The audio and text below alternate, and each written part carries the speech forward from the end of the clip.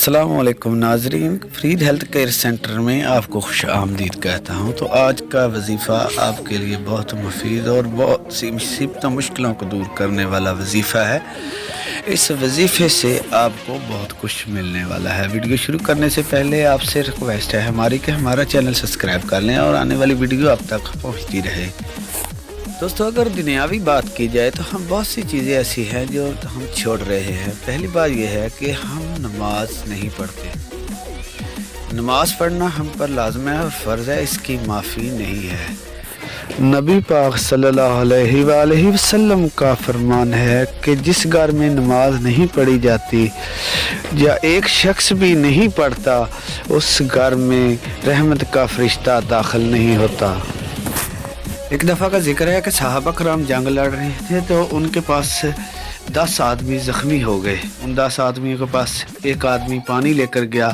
پہلے نے کہا دوسرے کے پاس جا، دوسرے نے کہا تیسرے کے پاس جا، تیسرے نے کہا یہاں تک کہ انہوں نے کہا کہ 10ویں تک جا، 10ویں تک گیا۔ 10ویں نے کہا چل اب تو ایسا کر یار، وہ اس کو بہت ضرورت ہے، دوسرے کو آخری کے پاس لے جا۔ جب وہ ان کے پاس گیا تو وہ 10 کے 10 مرے ہوئے تھے۔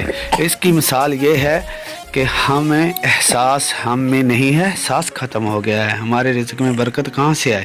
تو پھر بھی اللہ تعالیٰ نے ایسے ایسے وظیفے قرآن پاک سے دیے ہوئے ہیں ہم کو کہ یہ وظیفہ پڑھو اور اللہ تعالیٰ کی آپ سب پر اور ہم پر رحمت ہوگی۔ تو دوستو اور میری مائی بہنوں، جو بھی میری ویڈیو دیکھ رہا ہے تو وظیفہ آپ کو میں بتا رہا ہوں۔ وظیفہ یہ ہے کہ آپ نے صبح کی نماز پڑھ کے روزانہ 3 تسبیحیں کرنی ہیں، یا حیو یا قیوم، یا حیو یا قیوم کا تسبیح کرنی ہے، اور یہ وظیفہ آپ نے جاری رکھنا ہے، اس وظیفے کو چھوڑنا نہیں ہے۔ انشاءاللہ آپ اس کی برکت سے ہی آپ کو پتہ چل جائے گا کہ وظیفے میں کتنا عمل ہے اور کتنی طاقت ہے۔ اس کی طاقت سے آپ کے گھر کی پریشانی، مصیبتیں، تکلیفیں، کسی نے جادو کیا ہو، ٹونا کیا ہو، کچھ بھی کیا ہو، وہ سب دور ہو جائے گا۔ تو ہماری ویڈیو اچھی لگی ہو تو ہمارا چینل سبسکرائب کر لیں تاکہ ہر آنے والی ویڈیو آپ تک پہنچتی رہے۔ اللہ حافظ۔